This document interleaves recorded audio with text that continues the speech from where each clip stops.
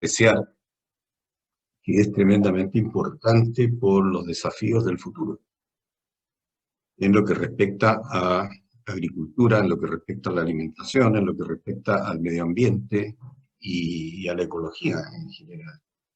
Y respecto a esto, y por eso es que Jan me ha invitado a decir algunas palabras introductorias en esta segunda sesión, fundamentalmente para referirme a la importancia de la perspectiva, de los estudios de futuro y de la anticipación estratégica para las políticas públicas.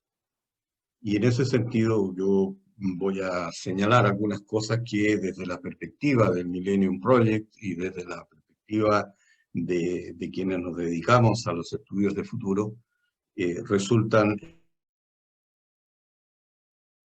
Antes de entrar en esto, quisiera señalar también que por lo que he visto en la primera sesión y por lo que veo ahora en los paneles que están diseñados para hoy, justamente una de las cosas fundamentales que se necesitan para poder construir el futuro y construir los futuros posibles es precisamente tener claro el presente, tener claro cómo está cada situación, y en ese sentido poder contar con la información, con los datos, con los análisis, con la mirada de las tendencias, que son un factor fundamental para poder construir escenarios de futuro.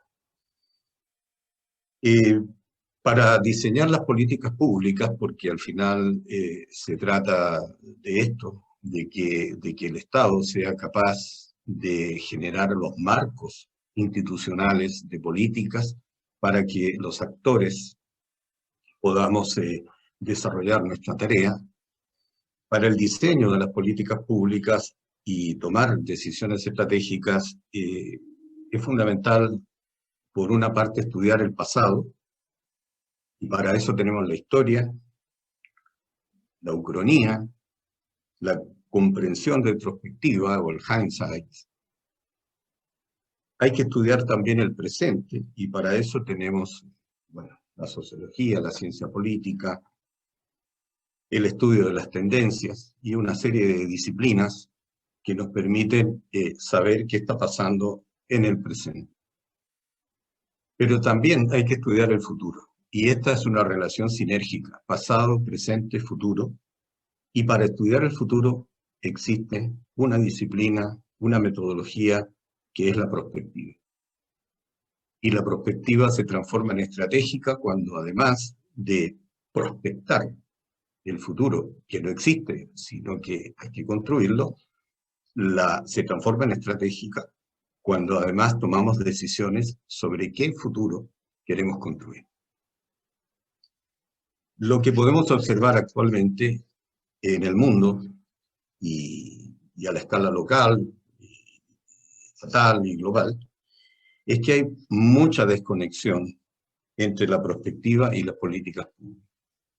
Normalmente se hacen políticas públicas de corto plazo, se trabaja sobre la base de una planificación que no tiene en cuenta escenarios de futuro posibles, y que no se introduce en las políticas públicas la visión prospectiva como un componente fundamental.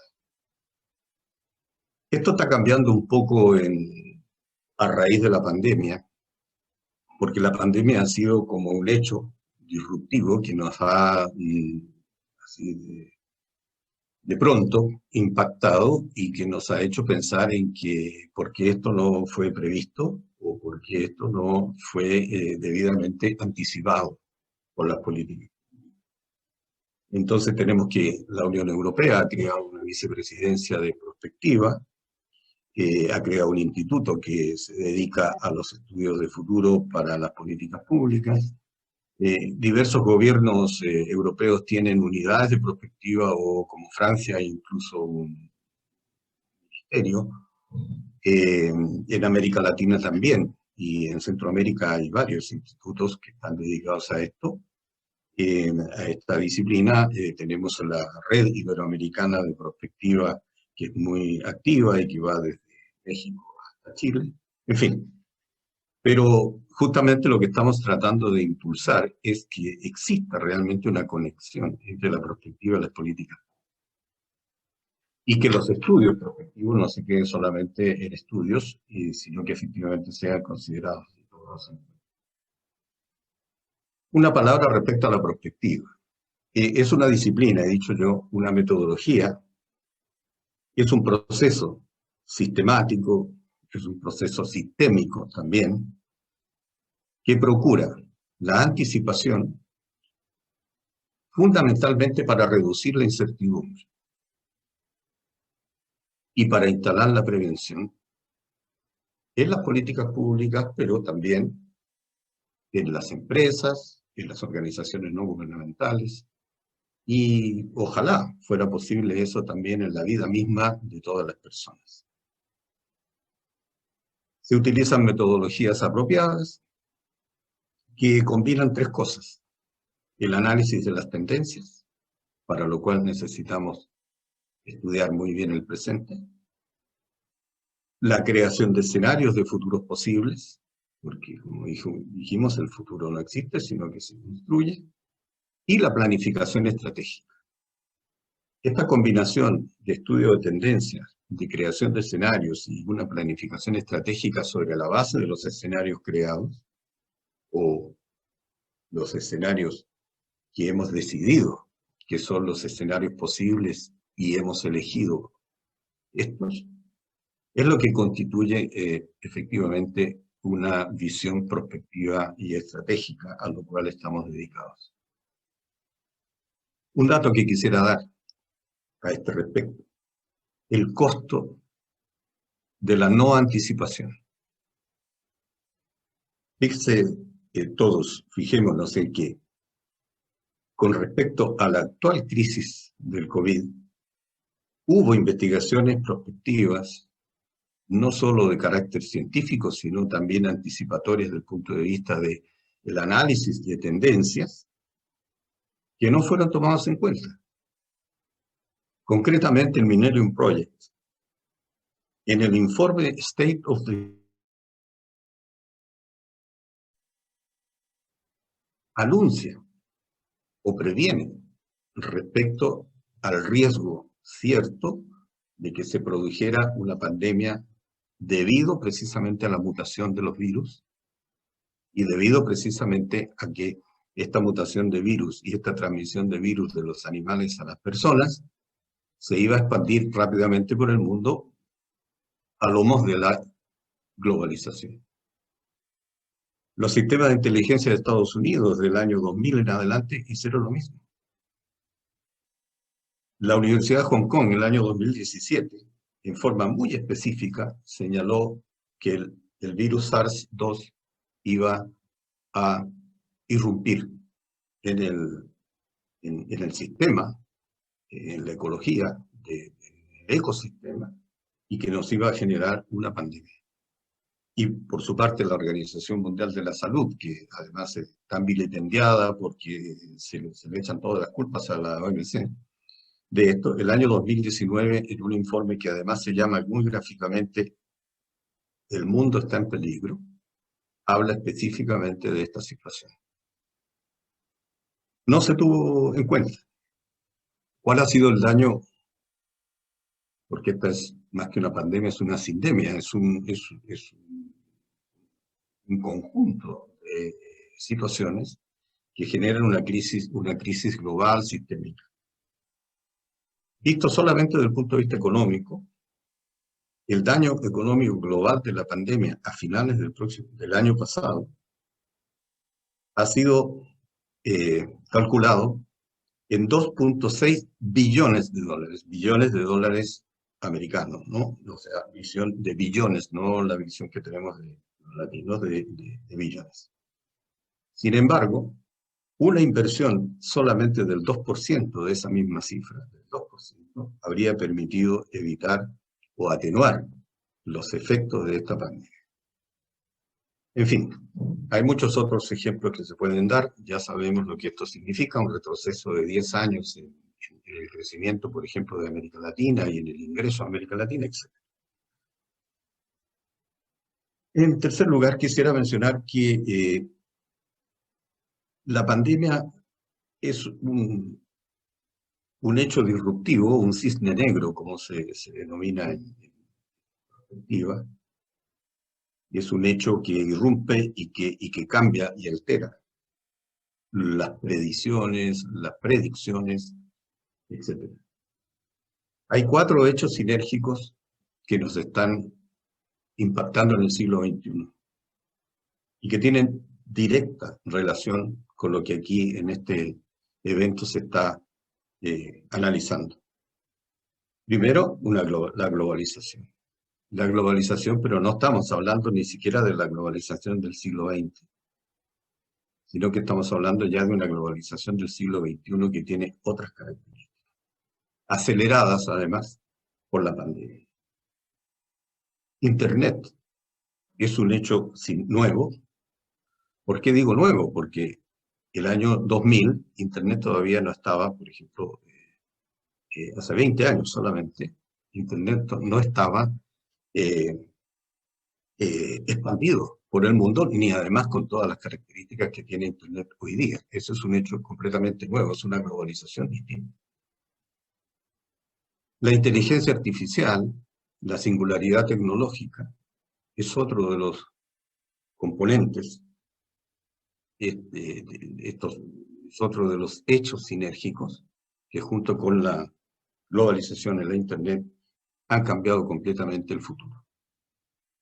Y la decodificación del genoma y todas sus otras consecuencias que todavía no han sido suficientemente aquilatadas, la verdad de las cosas.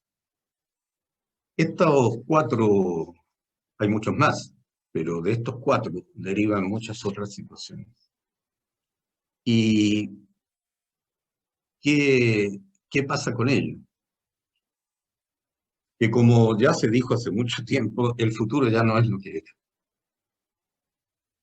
Teníamos la idea de un futuro relativamente lineal, de un crecimiento constante, con todas las imperfecciones del crecimiento, con todas las desigualdades también que se han generado en el mundo, a raíz precisamente de la globalización, pero también con todos los efectos positivos de la globalización. Sin embargo, el futuro que preveíamos hace tan solo 20 años ya no es lo que era. Y ese futuro se va creando sobre la base de 3 transiciones. La transición geopolítica, en que hay un reordenamiento del poder global, surgen nuevos poderes, todos estaremos pensando inmediatamente en China, ¿verdad? Pero no es solo China, es el Asia completo. Declinan otros poderes o se transforman y se va produciendo un reacomodo geopolítico con todas sus consecuencias en la economía, las consecuencias en la seguridad, en la paz, etc. Una transición ecológica, que ya la tenemos clara, de que hay un cambio en el medio ambiente, que hay un problema global de tipo medioambiental que amenaza a la humanidad y que además no hemos podido manejar suficientemente, y desde la cumbre de París, que estábamos en el mundo, algunos más que otros, tratando entonces de trabajar en función de ello. Hemos tenido la disrupción, por un lado, de la era Trump en esta materia, pero además la pandemia nuevamente genera un cuadro completamente distinto.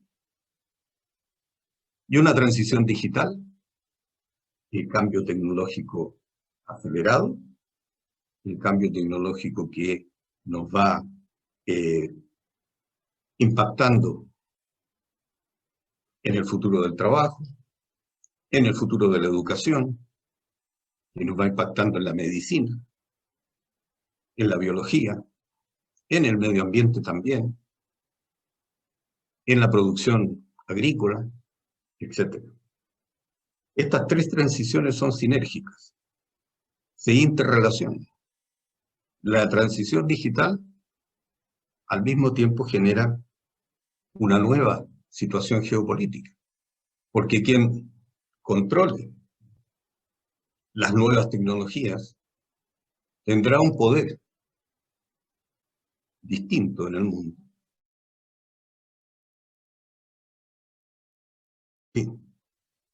Desde el Millennium Project, el año 96, hemos, a raíz de un proyecto con la Universidad de Naciones Unidas, del proyecto del cual surgió el Millennium Project, establecimos 15 desafíos globales para el futuro de la humanidad.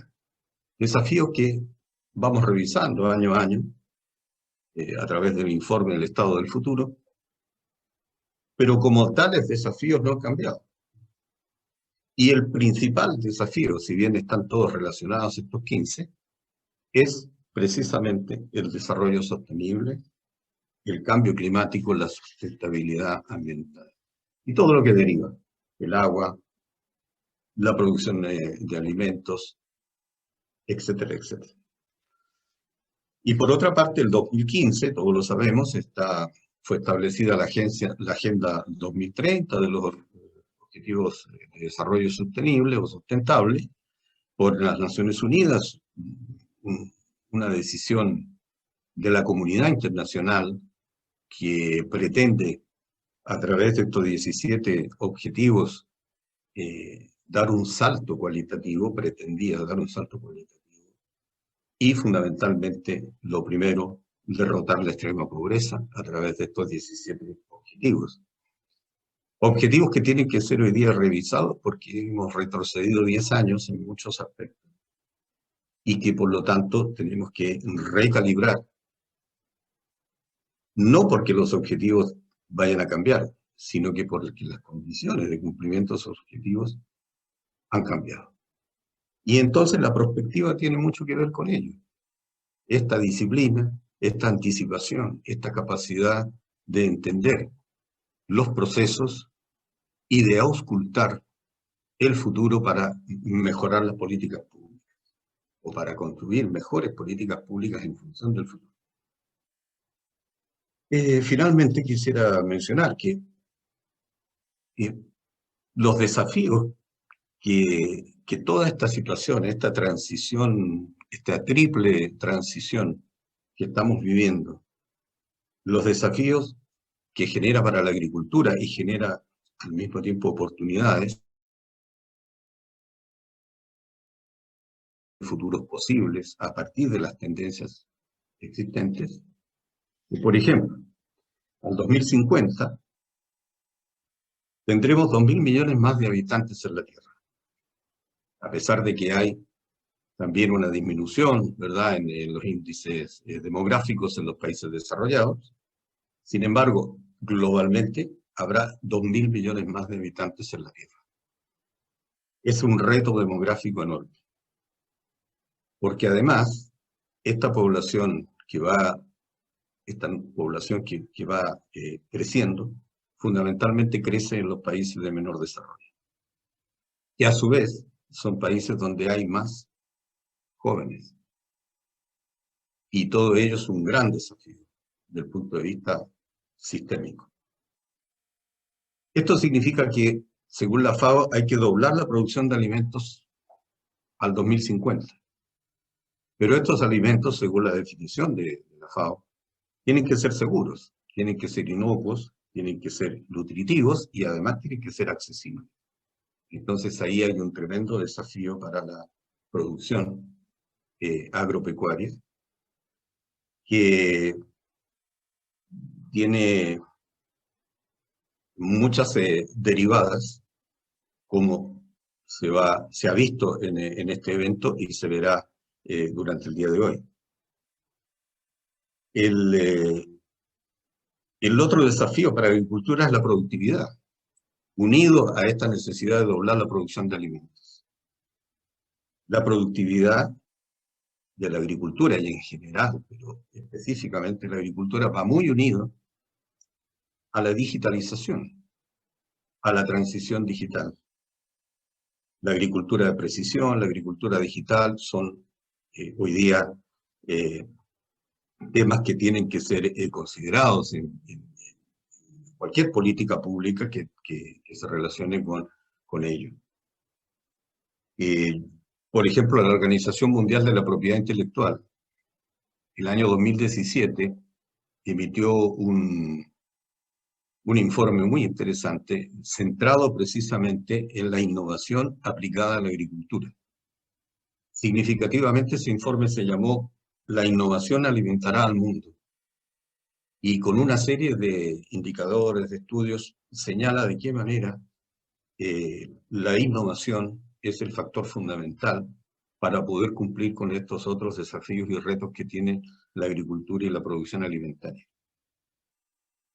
Hay un informe que acaba de salir también en el 2021 de la Organización Mundial de la Propiedad Intelectual, que incide no solo en la agricultura, pero también en la agricultura, que tiene que ver con la innovación como el factor fundamental de esta transición que estamos viviendo. Pero claro, por ejemplo, que unamos agricultura o producción agrícola con digitalización, con este entorno digital, depende de que efectivamente las nuevas tecnologías y fundamentalmente el Internet esté accesible y disponible para todas las poblaciones. Para toda la población. En este momento tenemos 4.660 millones de personas, o sea, casi el 60% de la población mundial conectada a Internet. Pero solamente 1.400 millones tienen Internet de banda ancha, que es lo que se necesita para poder efectivamente hacer agricultura de precisión, agricultura digital, digitalizar los procesos, etcétera, etcétera. Es decir, ahí hay un tremendo desafío por las políticas públicas. O sea, banda ancha para todos, es lo que se necesita para que efectivamente esta transición digital genere condiciones de desarrollo sostenible y que genere un bienestar accesible para todos. En el caso de Centroamérica, un 67% de la población está conectada a Internet, pero no tiene ese porcentaje de la población, ese 67% no tiene Internet de banda ancha, y menos todavía en las zonas rurales. Entonces hay ahí un tremendo reto también relacionado con el trabajo que se está analizando en esta reunión. Por último, señalar que para construir el futuro y construir futuros posibles, necesitamos una alfabetización de futuros. Necesitamos que se introduzca la perspectiva del futuro, la capacidad de anticipación, una cultura de la anticipación desde la escuela básica, que trabajemos en la actividad docente con los profesores, con los estudiantes, para generar condiciones de pensamiento crítico, pensamiento complejo, que no significa una cosa difícil, ¿no? Sino simplemente abrir las mentes para pensar en que las cosas no tienen por qué ser como son, que es posible construir un futuro mejor y que para hacerlo tenemos que empujar a las autoridades, al sistema político, para generar las políticas públicas de futuro basados en evidencias del presente y basados en la creación de escenarios anticipatorios en todos los aspectos que afectan a nuestra vida. Muchas gracias, Jan, muchas gracias a los organizadores por la oportunidad de dar estas palabras de apertura a